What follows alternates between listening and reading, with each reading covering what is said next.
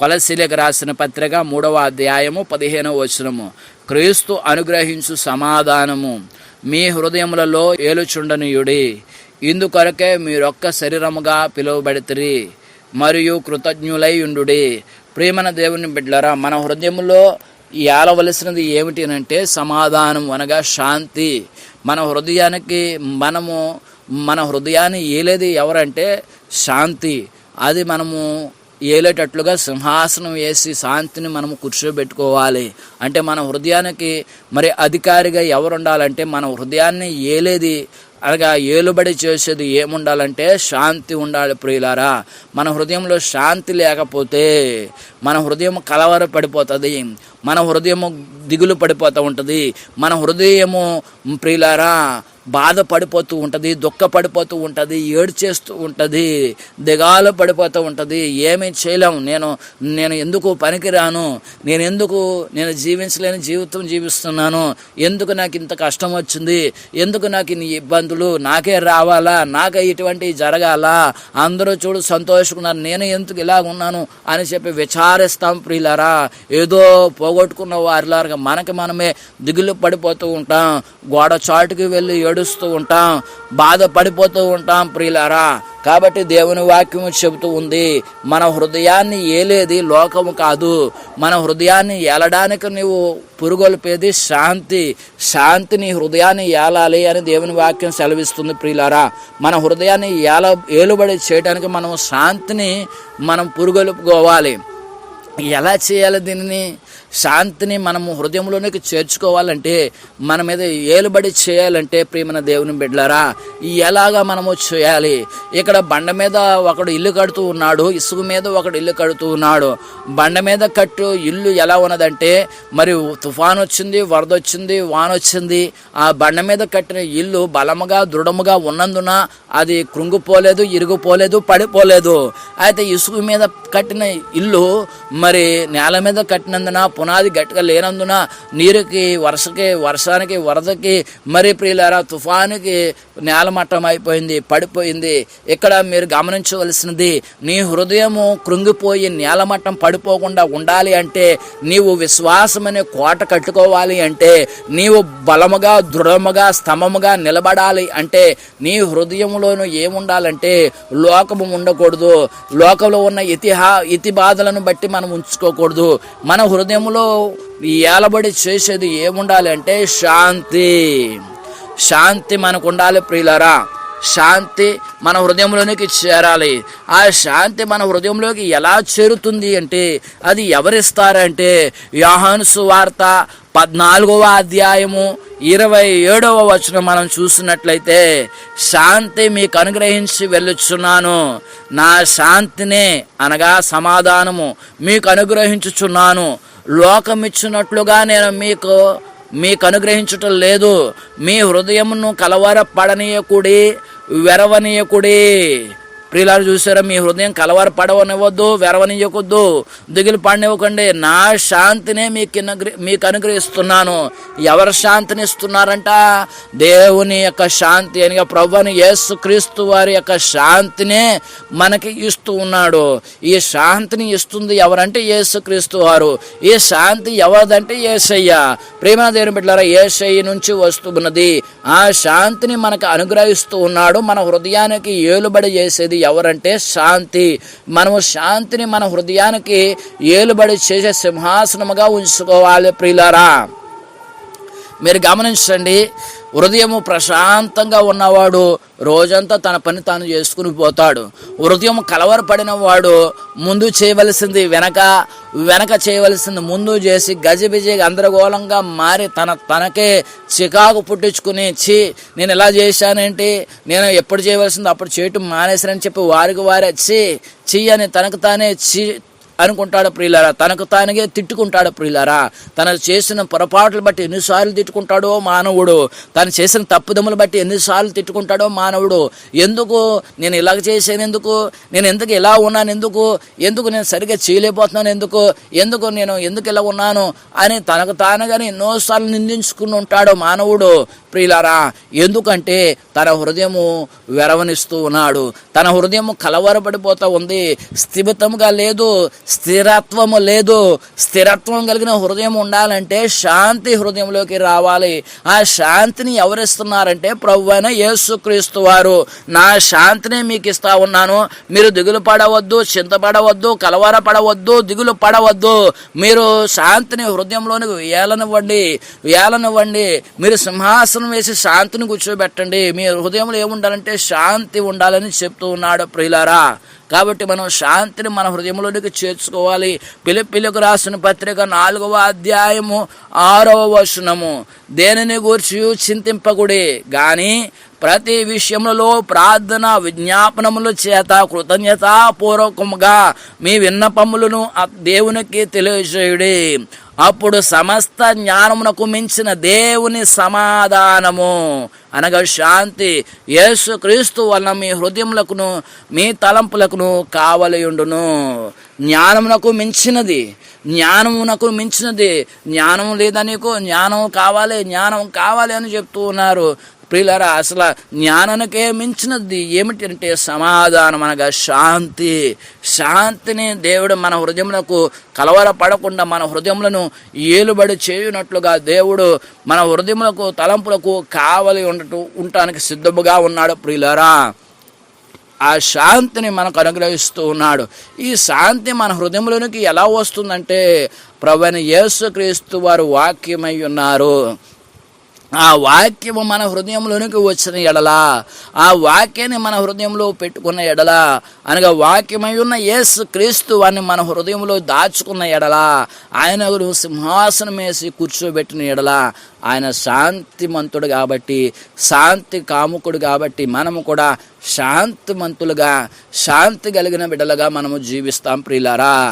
మన హృదయం కలవరపడకుండా, దిగులు పడకుండా, వెరవకుండా ఉండాలి అంటే శాంతిని మన హృదయంలో పెట్టుకోవాలి, శాంతిని మన హృదయంలో దాచుకోవాలి ప్రియులారా. ఈ లోకమంతయు సంపాదించినను శాంతి లేకపోతే సమస్తమును వ్యర్థమే అంటూ ఉన్నాడు. ఈ లోకంలో ఎంత సంపాదించినను ఆ యొక్క శాంతి సమాధానము లేని ఎడల, హృదయము శాంతించిన ఎడల ప్రియులారా ఎందుకు ప్రయోజనము? సొలొమోను కారుడు తెలియపరుస్తున్నాడు ప్రియులారా, లోకమంతయు సంపాదించుకున్నట్టుని నా మనసుకు నచ్చినట్లుగా సమస్తమును పెట్టుకున్నాను, కానీ చివరికి సమస్తమును వ్యర్థమే.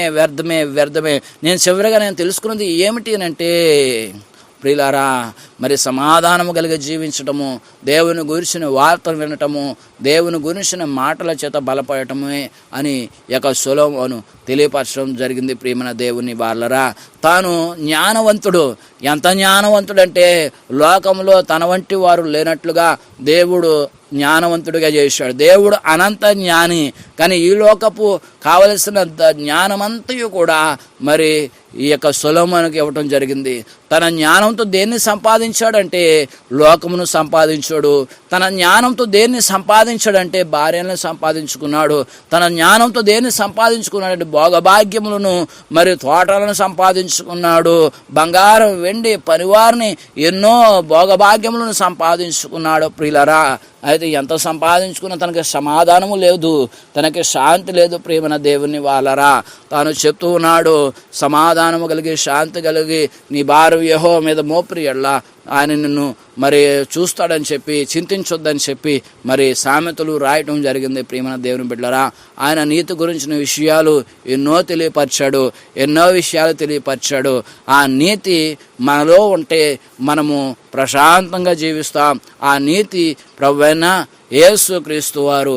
కాబట్టి ప్రియమైన దేవుని బిడ్డలారా, శాంతిమంతులుగా మనం ఉండాలంటే, శాంతి కలిగిన జీవితం జీవించాలంటే చక్కగా ప్రభువైన యేసుక్రీస్తు వారిని మన హృదయంలో దాచుకోవాలి. బీపీ రేజ్ అవగానే, ఎందుకంటే డాక్టర్ గారు చెప్తారు బీపీ రేజ్ అవగానే, ఎందుకంటే బీపీ అంత రేజ్ అవుతుంది, మీరు సమాధానంగా ఉండండి, శాంతిగా ఉండండి, ఏ ఆలోచించకండి, హృదయంలో ఏం పెట్టుకోకండి, మీ మనసులో ఏం పెట్టుకోకండి, మీరు సమాధానం కలిగి ఉండండి, శాంతి కలిగి ఉండండి అని చెప్తారు ప్రియమైన దేవుని బిడ్డలారా. ఎందుకంటే నీ గుండె గాయములను మాన్పే దేవుడు. ప్రియమైన దేవుని వాళ్ళారా, మనసులో ఏమైనా పెట్టుకున్నా మరి బీపీ రేజ్ అయిపోతుంది. మనసులో ఏదన్నా టెన్షన్స్, ఏమైనా ఇబ్బందులు ఏమన్నా ఉన్న ఆలోచిస్తూ ఉంటుంటే ఆ ఆలోచనలో ప్రియమైన తన చేయాల్సొద్దు, కష్టం నా మీదకి వచ్చేస్తుంది బాబోయ్, ఎంత కష్టం వచ్చేస్తుంది, ఎంత ఇబ్బంది వచ్చేస్తుందో, మా ఇంట్లో ఇంత కష్టం ఉందా, ఇన్ని ఇబ్బందులు ఉన్నాయని చెప్పి హృదయంలోనే పెద్ద యుద్ధం చేసేస్తూ ఉంటారు ప్రియులారా. దాని వలన ఏమవుతుందంటే బీపీ రేజ్ అయిపోతుంది, సమాధానం ఉండదు, శాంతి ఉండదు. దేవుని వాక్యం చెప్తుంది అదే. మీ హృదయంలో దేని కొరకు మీరు దేని కొరకు మీరు కలవరపడుతున్నారు? కలవరపడవలసిన పని ఏమీ లేదు. మీ హృదయాన్ని ఈ శాంతిని ఏళ్ళించడానికి శాంతిని మీ హృదయంలోనికి చేర్చుకునండి. మీ హృదయంలోనికి వాక్యమును చేర్చుకునండి. నన్ను నీ హృదయంలోనికి దాచుకునండి, పెట్టుకునండి అని దేవుని వాక్యం సెలవిస్తుంది. ప్రియమైన దేవుని బిడ్డలారా, దేవుని వాక్యాన్ని మనం వింటూ ఉన్న మనము, దేవుని మాటల చేత బలపడుతూ ఉన్న మనము, దేవుని వాక్యము చేత మనము ముందుకు సాగుతూ ఉన్న మనము, దేవునిలో మనం బలపడుతూ ఉన్న మనము మరి శాంతించకపోతే, అంటే శాంతి మనలో లేకపోతే మనము మరి మన తలంపులు ఎలా ఉంటాయంటే ప్రియమైన దేవుని బిడ్డలారా, పిచ్చి వాని వలె క్రోధము కలిగిన వారుగా, లోపము కలిగిన వారుగా లోకములో జీవిస్తూ ఉంటాం. మొదటి యోహాను రాసిన పత్రిక 2వ అధ్యాయము 2వ వచనం మనం చూస్తున్నట్లయితే, ఆయనే మన పాపములకు శాంతికరమై ఉన్నాడు. మన పాపములకు మాత్రమే కాదు, సర్వలోకమునకు శాంతికరమై ఉన్నాడు ఆయనే.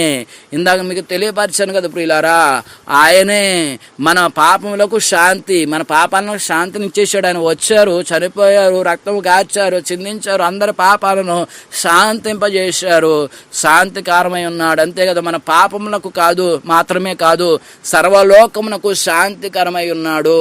ఈ లోకములో శాంతిని అనుగ్రహిస్తుంది ఎవరైనా ఉన్నారా అంటే ఈ లోకము ప్రియులారా, ఇప్పటికీ ఒకరి మీద ఒకరు, రాజ్యం మీద రాజ్యములు, మనుషుల మీద మనుషులు పడిపోతూనే ఉన్నారు. అయితే ఈ లోకమంతా కూడా తన పని తాను చేసుకుంటూ వెళ్ళిపోతుంది ప్రియులారా. మనుషులు ఒకరికొకరు పడిపోతూ ఉన్నారు. మృగాలు చూడండి, తను తింటున్న ఆహారం దగ్గరికి వేరే మృగం వస్తే ప్రియులారా, తన తల్లి వచ్చినా తన వారు వచ్చినా అది తన ఆహారం దగ్గరికి వస్తే వారి మీద తిరుగుబాటు చేసి మరి యుద్ధము చేసుకుంటారు, కొట్లాట్లు పెట్టుకుంటాయి. మృగాలు కూడా సైతము, మనుషులు కూడా అంతే ప్రియులారా. కానీ పగలును రాత్రిని, సూర్య చంద్ర నక్షత్రములను, భూమిని, ఈ వృక్షములను, సమస్తమును, నీటిని, సముద్రం అన్నిటినీ కలుగజేసిన దేవుడు వాటిని శాంతివంతులుగా అనగా శాంతిగా దేవుడు మనకు అనుగ్రహించున్నాడు ప్రియులారా. వాటికి కూడా మరి మనసుంటే, వాటికి కూడా మరి వయసు ఉంటే ప్రియమైన దేవుని బిడ్డలారా, అది దేవుడు నిర్ణయించిన కాలం వరకు అవి అలాగే ఉండవలసి ఉంది. దేవుడు ఇచ్చిన కాలం వరకు, ఆయా కాలంలో ఆయన నిర్ణయించున్నాడో అవి ఎప్పటి వరకు ఉండాలో అప్పటి వరకు అలాగే ఉంటాయి ప్రియమైన దేవుని బిడ్డలారా. ఆ యొక్క సూర్యుడు వచ్చి నేను ఎంతకాలం ఇంకెలా నేను వెలుగువ్వాలి, నీదిగో భూమి వచ్చి నేను ఎంతకాలం ఈ పాపాత్మలను మొయ్యాలి అని దేవుడిని అడుగుతాయా ప్రియులారా? దేవునికి తెలుసు అవి ఎలాగా వాటి పని నిర్వర్తించాలో. దేవుడు నిర్ణయించిన నిర్ణయ కాలం వరకు అవి అలాగే చేయవలసి ఉన్నది. అయితే మానవుడు మాత్రము శాంతి లేక జీవిస్తూ ఉన్నాడు. ఇంత వాక్యం మీకు చెప్తున్నాను కదా. ఇంతకీ శాంతి గురించి మీకు ఇంకా క్లారిటీ రాకపోతే మరొకసారి మీకు తెలియజేస్తున్నాను ప్రియమైన దేవుని వాళ్ళరా. ఇద్దరు చదువుతూ ఉన్నారు. ఒకరేమో తన ఇంట్లో సమస్యలు, వారింట్లో ఈ ప్రియమైన దేవుని బిడ్డలారా, వారింట్లో వాళ్ళ తండ్రి గారు చనిపోయారు. యాక్సిడెంట్ అయ్యి చనిపోయారు. 10th క్లాస్ ఎగ్జామ్స్ ప్రియులారా. ఒక వ్యక్తి తన ఇంట్లో ప్రశాంతంగా ఉంది, ఏ కష్టాలు లేవు, ఏ ఇబ్బందులు లేవు. ఒక వ్యక్తి తన తండ్రి చనిపోయాక కార్యక్రమం జరిగి 6 రోజులు అయ్యింది. ఇంకా 10th క్లాస్ ఎగ్జామ్స్ రాయాలి. తన మనసు ఎలా ఉన్నదంటే, ఇంటి నుంచి బయటకి అందరిని చూసి బంధువులు రోజుకు వస్తూ ఉన్నారు, చేస్తూ ఉన్నారు. ఇంకా తన మనసు చదువుకోవడానికి ప్రశాంతత లేదు. తన హృదయంలో నా తండ్రి చనిపోయాడు, అయ్యో నన్ను ఇంకెవరు చూసుకుంటారని గుబులు పెట్టుకుంది, దిగాలు పడిపోతూ ఉంది ప్రియులారా. రాయలేకపోతుంది ఎగ్జామ్స్. అన్నీ చదువుటానికి సిద్ధపడింది. కానీ సిద్ధపడటానికి ఉన్నప్పుడు ప్రియమైన దేవుని బిడ్డలారా, తను చదువుతూ ఉన్నప్పుడు ఆ చదువులో మరి తండ్రి గురించిన విషయాలు కొన్ని వస్తూ ఉన్నాయి. ప్రియమైన దేవుని బిడ్డలారా, ప్రేమల గురించి కొన్ని వస్తూ ఉన్నాయి. ఆ చదువులో మరి బాధ్యతల గురించి వస్తూ ఉన్నాయి. ఆ చదువులో చరిత్రల్లో, సోషల్లో అలాగా కొన్ని విషయాల్లో కొన్ని మాటలు ఏవన్నీ వస్తూ ఉన్నప్పుడు ఆ హృదయము కలవరపడిపోతూ ఉంది. ప్రియమైన దేవుని బిడ్డలారా, ఆ 10th క్లాస్ ఎగ్జామ్స్ రాయలేకపోతూ ఉంది. ఇంకా ఫెయిల్ అయిపోతానని భయం వేసుకుంది ప్రియమైన దేవుని బిడ్డలారా. అయితే మరొక వ్యక్తి తన ఇంట్లో ప్రశాంతత ప్రశాంతత ఉంది, తన ఇంట్లో శాంతి కలిగి ఉన్నారంటే ఏమి ఏ కొట్లాట్లు లేవు, ఏమి ఈ యొక్క కలవరం లేదు, చక్కగా చదువుకోవడానికి ప్రశాంతమైన వాతావరణం ఉన్నది, చక్కగా చదువుకుంది, చక్కగా ఎగ్జామ్స్ రాసింది. ప్రియమైన దేవుని బిడ్డలారా, రిజల్ట్ వచ్చాయి. ఆ రిజల్ట్లో ప్రియమైన దేవుని బిడ్డలారా మరి కలవరపడుతూ రాసిన యొక్క పాప మరి ఫెయిల్ అయిపోవడం జరిగింది. ప్రియమైన దేవుని బిడ్డలారా, ప్రశాంతమైన మనసుతో కలిసి రాసిన మనిషి పాస్ అవటం జరిగింది. ఇప్పుడు అర్థమైందా ప్రియమైన దేవుని బిడ్డలారా? దేవునికి కావలసింది ఏంటంటే ప్రశాంతమైన మనసు. హృదయంలో కలవరం పెట్టుకుని, నీ హృదయంలో ఈ యొక్క బాధలను పెట్టుకుని, నీ హృదయంలో కపటము పెట్టుకుని, నీ హృదయంలో లోకమును పెట్టుకుని, నీ హృదయంలో నువ్వు చేసిన ఏ పాపమును దేవుడు క్షమిస్తాడా లేదని చెప్పి క్షమించేసినా కూడా మరలా దాన్నే గుర్తు చేసుకుని, నేను చేసిన తప్పుని అయ్యో ఇలా చేశాను, నేను ఎలా చేశాను అలా చేసిన అదే పెట్టుకుని అలాగే ఉండిపోతూ, లేకపోతే ఏదో ఇబ్బందుల చేత పడిపోతూ అలా కలవరపడిపోవడం ద్వారా, నీ హృదయం కలవర పడిపోవటం ద్వారా దేవుడు చెప్తున్న దేవుని వాక్యము సేవకులు చెప్పిన దేవుని వాక్యం నీ చెంతకు వచ్చిన దాన్ని నువ్వు సింపుల్గా తీసేస్తావు. వాక్యం వినడానికి నువ్వు ఇష్టపడవు. ప్రియమైన దేవుని బిడ్డలారా, నేను ప్రతిరోజు వాక్యాన్ని పెడతాను ప్రియులారా. ఈమోలో పెడతాను, వాట్సాప్లో పెడతాను, వాక్యము పెడతాను, యూట్యూబ్లో పెట్టింది. ప్రియమైన దేవుని బిడ్డలారా, అయితే కొందరు ఏం చేస్తారంటే అందరిలాగానే చూసి తర్వాత చూడొచ్చు అని చెప్పేసి పక్క వెళ్ళిపోతారు. ప్రియులారా, నేను పెట్టేటప్పుడు ప్రార్థన చేసుకుని మరి ఈ వాక్యము వారికి ఏ విధంగా మరి వారి హృదయంలోకి వెళ్తుందో, ఏదో ఈ వాక్యం ద్వారా ఎవరు పట్టబడతారో అని చెప్పి నేను పెడుతూ ఉంటాను. ప్రియులారా, ఆ వాక్యము మరి 100 మందికి పెట్టినప్పుడు అందులో 10 మంది చూడొచ్చు. ఆ 10 మందిలో ఇద్దరు వాక్యాన్ని మనసులో పెట్టుకుండొచ్చు, ఒకరైనా పెట్టుకుండొచ్చు. కాబట్టి నేను పెడుతున్న దాంట్లో దాని విలువైనదిగా నేను గుర్తెరుగుతున్నాను. ప్రియులారా, ఒకరికైనా అది విలువైనది వాక్యంగా కనబడుతుంది. అంటే ప్రియమైన దేవుని బిడ్డలారా, ఉదయమే ఎందుకు పెడతారంటే ప్రతిదినము ఎన్నో వాక్యాలు వస్తాయి. ఈ దిన వాక్యము, ఈ దిన వాగ్దానం అని చెప్పి ఎంతోమంది వాక్యాలు పెడతారు. ప్రియమైన దేవుని బిడ్డలారా, ఎందుకంటే నువ్వు ఉదయమే లేవగానే ఇవాళ ఇన్ని పనులు చేయాలా, ఇంత ఇన్నున్నాయి అన్నున్నాయని కలవర పడకుండా మొదటిగా వాక్యము విని, నువ్వు మరి బైబిల్ చదువుకోలేకపోతే వాక్యమైన విని ఆ వాక్యాన్ని ప్రకారంగా నువ్వు హృదయంలో ఏదో ఒక వాక్యము, ఏదో ఒక మనస్తత్వము చెప్పిన వాక్యాన్ని మనసులో పెట్టుకోవటం ద్వారా, ఆ వాక్యం వినడం ద్వారా నీ హృదయం కలవరపడకుండా, భయపడకుండా, దిగులు పడకుండా నేను వాక్యమే నిన్ను శాంతింపజేస్తుంది. వాక్యమే నిన్ను ప్రశాంతమైన వాతావరణంలోనికి తీసుకుపోతుంది. నువ్వు భయపడుతూ దిగులు పడుతూ రోజంతా గడుపుతూ ఉంటే ఏం ప్రయోజనము? అదే దిగులుతో పడుకుంటావు. కాబట్టి ప్రశాంతంగా ప్రారంభించు, ప్రశాంతంగా నువ్వు చక్కగా మరి ప్రశాంతంగా రోజు ముగిస్తావు. ప్రియులారా, కాబట్టి ఇదే దేవుని వాక్యము సెలవిస్తూ ఉంది. నీకు శాంతిని ఆయనే మన పాపములకు శాంతికరమై ఉన్నాడు. మన పాపములకు మాత్రమే కాదు, సర్వలోకములకు శాంతికరమై ఉన్నాడు. శాంతి మన హృదయం మన సింహాసనంపై కూర్చుని మన చర్యలన్నిటినీ శాసిస్తూ ఉండాలి. ప్రియులారా, ఆ శాంతి మన హృదయమే సింహాసనము. ఈ హృదయమనే సింహాసనం మీద శాంతిని కూర్చొని వాళ్ళని యేసయ్యను కూర్చుంటే ఆయనే శాసించే వాడిగా మనలను నడిపించే వాడిగా, నడువు నా కుమారుడా ఇటెళ్ళు, నువ్వు అటెళ్ళు, ఇది ఆలోచించు అది ఆలోచించు అని చెప్పి మనకి శాసించే శాసనకర్తగా మనం చేసుకోవాలి. మనలోని శాంతిని భంగము చేసే ఏ పనైనా సరే, మనలోని శాంతిని మరి నిరసించేలాగా ఏ పనైనా, శాంతికి వ్యతిరేకంగా ఉన్న ఏ పనైనా, మనల్ని కంగారులో భయములో పడవేసే ఏ పనైనా మనము మానుకోవాలి. అది మన హృదయంలోకి తెచ్చుకోకూడదు. మనం ఎవరన్నా ఏదో కంగారు పెట్టేది, మనల్ని కలవర పెట్టే మనసు ఎవరన్నా తీసుకొచ్చి ఆ వార్త మనకి ఇచ్చారనుకో, వదిలేసేయండి అక్కడ. అది మన హృదయం దాకా తెచ్చేసుకోవద్దు.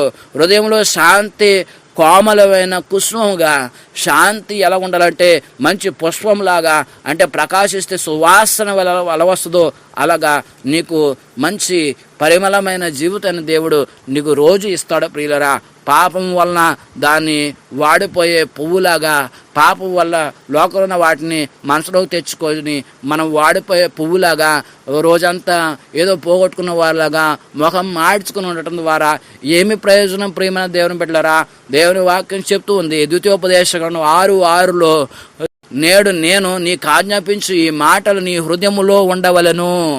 ప్రియమైన దేవుని బిడ్డలారా, నేను ఆజ్ఞాపించే మాటలు కూడా నీ హృదయంలో ఉంచుకోవాలి. నీ హృదయంలో ఉంచుకోవటమే శాంతి. దేవుని వాక్యం నీ హృదయంలో దాచుకోవటమే నీకు మరి శాంతి. ప్రియమైన దేవుని బిడ్డలారా, మొదటి రాజుల గ్రంథం 2వ అధ్యాయం 44వ వచనంలో మనం చూసినట్లయితే, నీవు మా తండ్రివైన దావీదునకు చేసినట్టు నీ హృదయములో మెదులుచున్న కీడంతయు నీకు తెలియను. నీవు చేసిన కీడు యెహోవా నీ తల మీదకే రప్పించును. కాబట్టి నీ హృదయంలో శాంతిని ఉంచకుండా కీడుని ఆలోచిస్తే, కీడు నీ హృదయంలో నుంచి నువ్వు కీడు ఇది ఈ విధంగా అలా చేద్దాం, వాడి దగ్గరికి వెళ్ళి చెంప మీద కొడదాం, లేకపోతే వారి దగ్గరికి వెళ్ళి వారికి కాకుండా వారికి ఏదైనా ఆస్తి వస్తుందంటే వారికి రాకుండా చేసేద్దాం, లేకపోతే వారు ఆ ఇంటికి వెళ్లకుండా ఇంకొకరిని వేరే ఇంటికి పంపించి ఆ మంచి ఇంట్లోకి నేనే వెళ్ళాలి అనుకోవటం, లేకపోతే నీవు ఎవరైనా వర్దిల్లడానికి అవకాశం ఉంటే వారిని అలా వెళ్తే మన మీద ఏలుబడి చేస్తారని వారిని తప్పించడం, అలాంటి కీడంతా నువ్వు మనసులో ఆలోచిస్తే ఆ కీడంతా దేవుడు నీ హృదయంలో ఆలోచించిందంతా నీ తల మీదకే తీసుకొస్తానంటున్నాడు. అంటే నువ్వు ఏది విత్తుతావో ఆ పంటనే కోస్తావంటూ ఉన్నాడు దేవుడు. కాబట్టి ప్రియమైన దేవుని బిడ్డలారా, ఆ మనసులో మంచిగా దేవుని వాక్యాన్ని ధ్యానించుకోవటం ద్వారా ఆ యేసుక్రీస్తు వారి సింహాసనాసీనుడు అవుతాడు నీ హృదయంలో. నీ హృదయం అనే సింహాసనం మీద ఆసీనుడు అవుతాడు ప్రియులారా. అయితే కీడు అనేది లోకం గురించిన చెడుగా ఆలోచిస్తే అది నీ తల మీదకే తీసుకొస్తానంటున్నాడు దేవుడు. కాబట్టి రోమిలకు రాసిన పత్రిక 10వ అధ్యాయం 10వ వచనం, యాలైనగా నీతి కలిగినట్లు మనుషుడు హృదయంలో విశ్వాసించును, రక్షణ కలిగినట్లు నోటితో ఒప్పుకొనును, దేవునికి మహిమ కలుగునుగాక. ప్రియులారా, యాలయనగా నీతి కలుగునట్లు మనుషుడు హృదయములో విశ్వసించును. చూసారా, ఆ శాంతి నీలో ఉంటే, ఆ శాంతి నీలో జీవిస్తే, యేసుక్రీస్తు నీలోనే ఉన్నప్పుడు ప్రతి దానిలోనూ విశ్వాసిస్తావు, విశ్వాసం కలిగే జీవిస్తావు, రక్షణ కలిగినట్లు నోటితో ఒప్పుకుంటా. అంటే నీ మనసులో ఉన్నదే నీ నోరు మాట్లాడుతుందని నీ వాక్యం ఎన్నో విషయాలు చెప్పింది. నీ హృదయము కపటముతో ఉంటే నీ హృదయం, నీ నోరు కూడా కపటంతోనే మాట్లాడుతుంది. నీ హృదయం శాంతిగా ఉంటే శాంతికరమైన మాటలే నువ్వు మాట్లాడతావు. కాబట్టి నువ్వు మాట్లాడే మాటలు సరిగా నీ నోరు వల్లించాలి అంటే శాంతి కారకుడైన, శాంతిమంతుడైన, శాంతి కాముకుడైన యేసుక్రీస్తుని హృదయంలో దాచిపెట్టుకుందాం. కాబట్టి ఆ యేసుక్రీస్తు మన హృదయానికి కావలి ఉండి ఆయన సమస్త జ్ఞానమునకు మించిన దేవుని సమాధానము యేసుక్రీస్తు వల్ల మీ హృదయములకు మీ తలంపులకు కావలి ఉండునని కోరుకుంటూ ఆశిస్తూ ఈ మాటలను ముగిస్తూ నాన్న దేవుడు మనల్ని దీవించి ఆశీర్వదించునుగాక. ఆమేన్. ప్రియులారా, అందరికీ వందనాలు. అందరికీ వందనాలు. ప్రియులారా, మా కోసం ప్రార్థన చేయండి. అనేక వాక్యాలు పెట్టడం జరుగుతుంది, అనేక మందికి పంపించండి, షేర్ చేయండి, సబ్స్క్రైబ్ చేయండి, ఇతరులకు తెలియచేయండి. మీ సపోర్ట్ మాకు అందించండి. మీకు ఏమైనా సందేహాలు ఉన్నాయలా మాకు తెలియచేయండి, కామెంట్ సెక్షన్లో తెలియచేయండి. అందరికీ వందనాలు.